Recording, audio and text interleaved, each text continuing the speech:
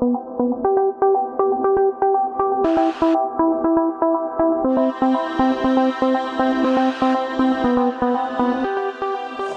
ben, écoutez, merci de me recevoir en cette fin de journée de la dernière semaine d'une très longue campagne électorale, puisque nous avons tous vécu les mêmes choses. Et donc, c'est en fait une nouvelle campagne qui a démarré. Après ce premier tour dont vous avez tous eu les résultats, qu'il peut y avoir à cause de l'insécurité sur un certain nombre d'entreprises, à un moment donné, il faut les traiter. On ne peut pas laisser comme ça un certain nombre de choses dégénérer au point qu'on se demande qui a la main aujourd'hui. Et l'exemple le plus emblématique et le plus tragique, c'est quand même Saint-Jacques. Saint-Jacques devrait être le plus beau quartier de Perpignan, j'en suis moi persuadé, parce qu'il a une architecture qui mérite non pas une démolition totale, mais sûrement, j'allais dire, une rénovation totale, en gardant ce qui peut l'être d'habitat historique et en démolissant ce qui est en train de tomber et qui aurait dû d'ailleurs être fait par les années passées, mais qui a été victime, encore une fois à Perpignan, de la querelle permanente entre les uns et les autres. Dans cette mobilisation des entreprises, il y a aussi comment on réserve l'argent public aux entreprises d'ici. Parce que je regrette, mais les entreprises qui paient des impôts à Perpignan et dans les Pyrénées-Orientales, elles devraient avoir droit, je pense, à une priorité dans l'accès au marché public et à l'accès au travail fourni par le contribuable local.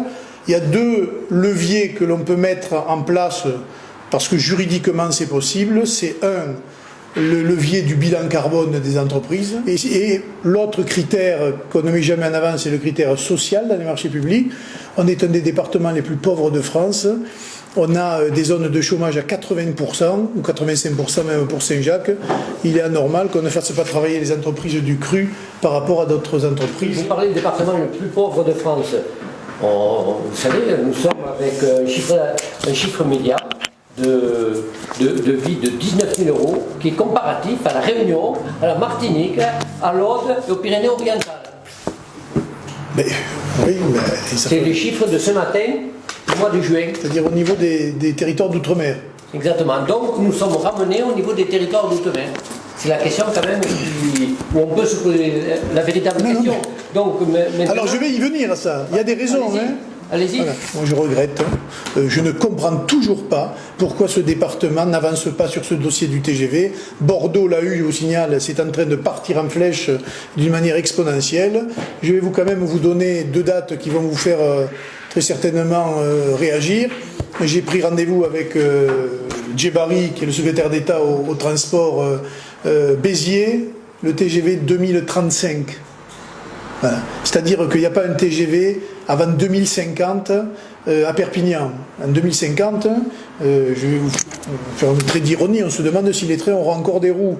Mais à l'échelle de l'Europe, les financements existent. Les mêmes financements qui ont porté le TGV de Barcelone à Perpignan, je ne vois pas pourquoi ils ne les porteraient pas de Montpellier à Perpignan, puisqu'ils y sont. Je termine, mais sur l'aspect économique, au-delà de ce dont j'ai pu discuter avec la Fédération des travaux publics, il y a quand même beaucoup de projets dans les cartons qu'il va falloir là accélérer en votant, notamment à l'agglo, les crédits, etc. Ça reste quand même, moi, mon projet que je porte, après avoir pris langue, là encore, avec notamment Philippe de Villiers, mais pas seulement avec ses investisseurs, ça reste quand même le parc à thème touristique sur l'histoire du Roussillon. Ça serait un très gros investissement. Je rappelle qu'à Tolède, il commence là cette année, et il a ouvert, ou il va ouvrir, c'était à Tolède 120 millions d'investissements, c'est énorme. Je ne pense pas qu'à Perpignan, on arrive à faire autant. Mais petit à petit, je pense que c'est un projet qui va pouvoir au moins, j'allais dire, rivaliser avec bon nombre de parcs touristiques nationaux. Voilà, je résume. Et pour aider nos TPE, nos PME, qui aujourd'hui, par rapport à un conjoncturel du Covid, un petit peu particulier, c'est vrai, mais souffrent, comment aujourd'hui vous pensez pouvoir les booster? En ce qui concerne les commerces, évidemment, il faut favoriser le redémarrage de l'activité commerciale, notamment du cœur de ville et du centre ancien. Le problème des parkings, la renégociation du contrat de parking, ça me paraît être aujourd'hui une évidence et c'est faisable. même si peut-être ça coûtera un peu cher, mais comme je l'ai dit tout à l'heure à un média qui venait à Perpignan, tout l'argent qui ne rentrera pas dans les caisses de la mairie par l'intermédiaire d'Indigo, c'est de l'investissement pour l'activité économique de centre-ville et pour les commerçants eux-mêmes. Moi, ça me paraît être une évidence. Et ensuite, c'est le travail sur la circulation des bus en centre-ville et le schéma de circulation. Il faut refaire venir des bus plus souvent en centre-ville, notamment par l'intermédiaire, mais ça c'est partagé par l'autre candidat, des parkings relais avec des petites navettes électriques mieux cadencé toutes les 20 minutes sur le centre-ville, ce qui permettra un peu de désengorger la circulation, le parking et de travailler à l'écologie et à la dynamique de l'économie locale. Voilà. Merci, merci. Gisèle Garcia, présidente de la section service. Première question. Alors, la désaffection des centres-villes se confirme au fil des années, en même temps que la métropole compte plus de 80 zones commerciales. Comment comptez-vous pallier à cette situation? Mais d'abord en ne construisant plus de mètres commerciaux supplémentaires. Ça c'est le premier point. En tout cas en faisant ce que tout le monde avait demandé la dernière fois déjà. C'était un moratoire sur les zones commerciales, et je pense que nous allons aller de toute façon maintenant vers des friches commerciales. Donc la question va se poser de savoir comment on va aménager les friches commerciales qui ne manqueront pas d'arriver à l'avenir, ce qui va permettre peut-être d'ailleurs, et j'espère, de redynamiser le commerce de centre-ville et de la même manière, de refaire un peu d'économie dans certains quartiers où il y a eu beaucoup de pertes. Je pense à l'avenue Joffre, je pense du côté du Moulin à Vent aussi, où les commerces ont beaucoup souffert. Voilà, donc de ce point de vue-là, je ne suis pas très inquiet, mais c'est quelque chose, et encore, on n'a pas vu la concurrence déloyale qui est celle d'un certain nombre d'autres manières aujourd'hui de commercer, comme Internet. Là aussi, il va falloir mettre en place une grande plateforme, ça arrive, consommer local. Ça a été mis en place par certaines mairies, je crois que c'est à Caen, où il y a vraiment une plateforme performante qui met en relation tout simplement tous les commerçants de la ville avec leur stock et avec leurs produits, et en face vous avez, au lieu d'aller à Amazon, vous cliquez sur le portail, vous choisissez une paire de chaussures et vous arrivez directement au magasin avec voilà. Ça me paraît être là aussi quelque chose à faire très vite. Consommer local, vous savez, nous, puisque nous sommes canton libéral, ça fait 2 ans qu'on dit consommer local, consommer canton libéral. Ma question est comment mettez-vous en place pour essayer, le TGV, vous m'avez demandé, c'est ce que je demandais en premier, c'est ce que demande un bon nombre de commerçants. Votre prédécesseur nous a expliqué que c'était l'État et qu'il voulait mettre une société privée pour essayer de relancer le TGV. Donc voilà, je ne sais pas si c'est possible ou pas, ça, je ne sais pas. Qu'est-ce que feriez-vous, vous, en tant que maire de Perpignan et en tant que, évidemment, président de la Commission urbaine, ça n'arrive pas, mais en tout cas, vous auriez quand même une belle voix à dire, vous êtes déjà Perpignan. Donc voilà, quel serait votre... Sur le TGV, le fameux PPP, c'est-à-dire le financement à la fois public et privé, c'est l'une des pistes. Mais moi, je crois beaucoup plus à la pression de tous les élus, de tous bords, pour aller un peu secouer le cocotier parisien, et pour accélérer les choses, et aussi à l'échelle de l'Europe pour débloquer des crédits qui y sont. Il n'y a aucune raison qu'on ne les ait pas. Et je pense que tout le monde a intérêt à ce que ce TGV vienne, y compris les Catalans d'ailleurs et les Espagnols. Il faudrait aussi les mobiliser, parce qu'eux, finalement, ils ont une autoroute ferroviaire, mais elle s'arrête à Perpignan, alors qu'elle devait aller jusqu'à Paris. Voilà.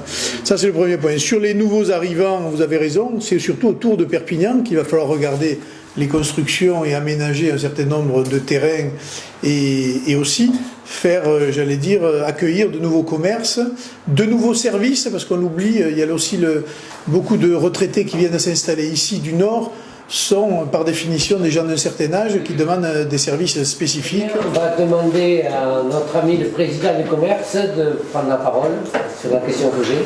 En ce qui concerne le centre-ville, le commerce centre-ville, je tout à l'heure, je pense que la redynamisation viendra par la population du centre-ville. C'est-à-dire si on ne remet pas de la population de classe moyenne et classe aisée en centre-ville, le climat de sécurité reviendra toujours de toute manière, et en plus le commerce aura du mal à redémarrer. Et avec les vacances que vous connaissez maintenant, 14-15%, je pense, en centre-ville, donc il aurait fallu suite au Covid, je pense qu'on parle de 30% de la réactivité, 40%, donc ça va devenir catastrophique. Donc aujourd'hui, le maire, président de l'Aglo, aura vraiment un rôle à jouer sur le maintien du commerce en centre-ville Perpignan et à l'agglomération générale. Ben, c'est tout le projet de rénovation urbaine. Hein. Mais ça s'appelle gentrification, et c'est bien audible. C'est ça le problème. Non, c'est pas audible, mais la gentrification, ça peut faire aussi l'effet. Mais c'est tout à fait faisable. Mais moi, je connais beaucoup de personnes aussi qui voudraient faire venir des boutiques, des belles boutiques à Perpignan, et qui n'y sont pas arrivées. Donc, il faut aussi faciliter celles et ceux qui veulent les faire venir, et qui ont même, je pense au concurrent de Zara, le concurrent italien. Je ne peux pas vous dire le nom, c'est 3 lettres. Je ne suis pas un très grand spécialiste de tout ça. Mais en revanche, j'ai vu la personne qui voulait les faire venir à Perpignan avec des plans bien déterminés, etc. Ça ne s'est pas fait, mais le projet, il est là, par exemple. Président de l'hôtellerie. Alors, donc, moi, la question, il s'agit donc de Airbnb. Tout ça, c'est du faire sur Alors, j'avais cru comprendre qu'il existait là une fameuse application où on pouvait détecter les gens qui louaient un Airbnb pour qu'ils payent des impôts sur leur location, avec l'UMIH. Est-ce que ça existe ou pas? Alors, maintenant, disons que quand on remplit sa déclaration d'impôt, maintenant vous avez une alerte qui vous dit comme quoi tout ce qui a été mis sur Airbnb, c'est transposé sur les impôts. Ça, c'est pas un souci. Le souci, il vient plus de là, malheureusement. Il vient que parfois ça se propage et que ça fait du grand n'importe quoi. Alors, voilà. Mais j'ai vu que c'était même une politique nationale. Hein. Alors on ne va pas faire comme dans certaines villes, carrément tenter de l'interdire. Hein, puisque... Non mais j'ai vu. Mais peut-être qu'effectivement, en tout cas, déjà je vais vous dire, favoriser la connaissance des hôtels qu'il y a sur la ville. Parce que honnêtement, c'est vrai que je trouve moi que ça manque de communication et de publicité sur la présence des hôtels dans notre ville. Après vous avez des sites sur lesquels, très honnêtement, la collectivité elle a peu de prise. Booking par exemple, tout le monde aujourd'hui travaille avec Booking ou avec les applications. Là aussi, peut-être que si on avait une application locale, alors on parlait du commerce, mais globale sur Perpignan, sur ses commerces et sur ses capacités hôtelières, on pourrait, quand quelqu'un cherche une chambre... Ça existe déjà. Pas trop. Si, le CDC, il y en a. Ouais, ça paraît. Écoutez, moi je suis... Je vais vous dire, moi d'après ce que je vois avec les hôteliers, vous connaissez mieux ça que moi, mais quand vous discutez avec un hôtelier, il vous dit que pratiquement la majorité de ces chambres, c'est Booking qui les... Mais ça a un coût d'ailleurs. Hein. Donc, Il paye ses commissions au Booking. Oui, mais vous prenez ça, vous mettez, moi j'ai la Booking, je voyais un truc, vous mettez ça, en 2 minutes, vous avez une chambre. Vous arrivez à Nuremberg, vous avez une chambre. Vous arrivez à Londres. Mais je pense qu'on ira, je vais vous dire, moi ce que je pense du débat que j'ai pu voir nationalement, on va vers une taxation des Airbnb, parce que c'est vrai que... Donc il faudrait ne serait-ce qu'appliquer la loi, c'est-à-dire que normalement, Airbnb, c'est pas plus de 120 jours, alors qu'on sait pertinemment qu'il faut plus de 120 jours. Mais oui, mais c'est pour ça. Qui contrôle? Mais normalement, c'est l'État qui contrôle.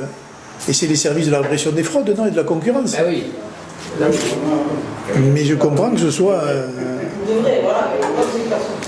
Monsieur le président de l'ordre des experts comptables, tout à l'heure, il va reprendre tout à l'heure. C'est parce qu'on en a parlé un peu déjà. Moi, dans tout ce que vous avez dit, vous avez un peu répondu sur les questions que j'avais, mais moi je me fais le constat, c'est que l'économique, la compétence économique et la mairie de Perpignan est plutôt démunie, c'est-à-dire que la compétence, elle va se retrouver sur la communauté d'aglo. Donc c'est comment on l'utilise, ou comment vous utiliseriez ces compétences-là pour rendre Perpignan attirant, pas forcément pour les seniors qui sont très bien et qui peuvent amener, mais pour le reste, pour aller chercher d'autres entreprises. Alors la compétence, elle est partagée, elle est régionale, hein, et elle est de l'agglomération. Moi, j'ai dit qu'il fallait transformer l'ADE en un véritable outil, hein, à la fois de prospection, d'accompagnement, etc.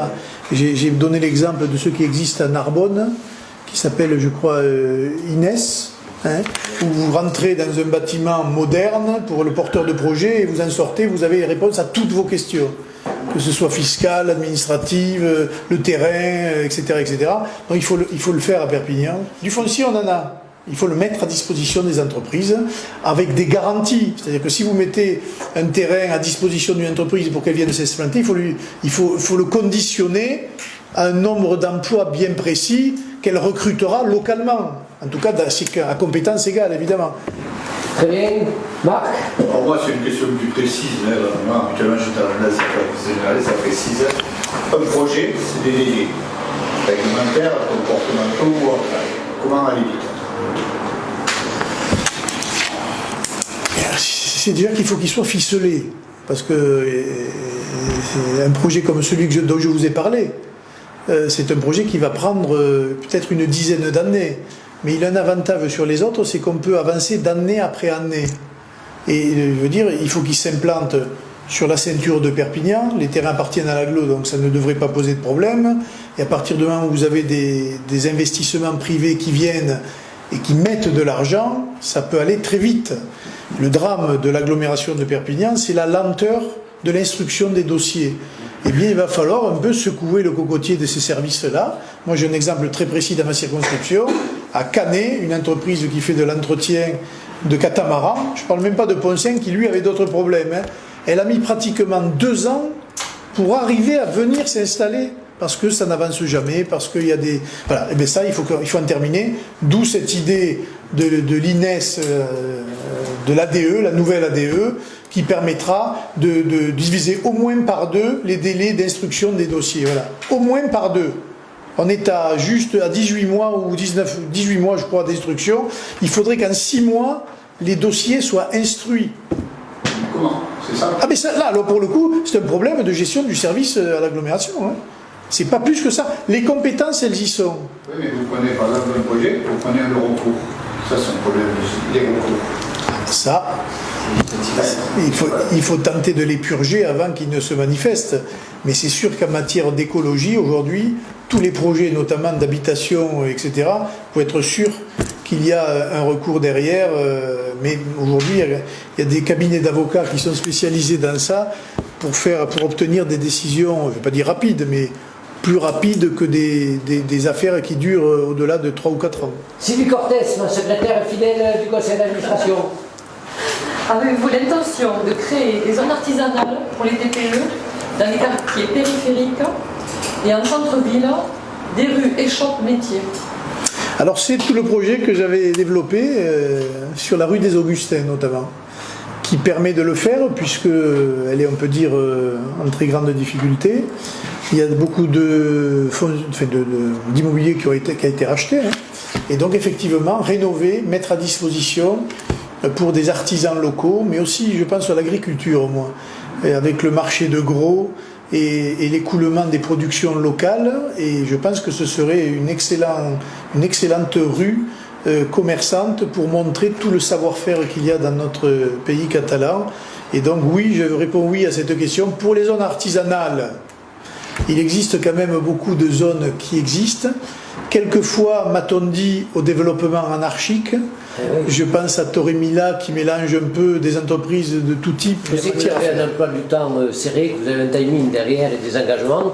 D'abord, je vais vous dire, nous, la CPME, nous sommes prêts, et je pense avec d'autres organisations patronales représentatives, de nous engager aux côtés du futur maire pour qu'on mette en place des réunions, des groupes de travail, tous les trimestres, pour qu'on vous parle de nos problèmes, des difficultés que nous avons, que nous rencontrons, que rencontrent soit nos artisans, soit nos commerçants, mais y compris aussi des PME qui avancent, et essayer que l'on puisse échanger, se mettre autour d'une table. Aujourd'hui, c'est pas possible. Aujourd'hui, on discute avec les uns, avec les autres, mais si vous voulez, tout cela manque de coordination. Donc, on manque d'élan, on manque de vision stratégique commune.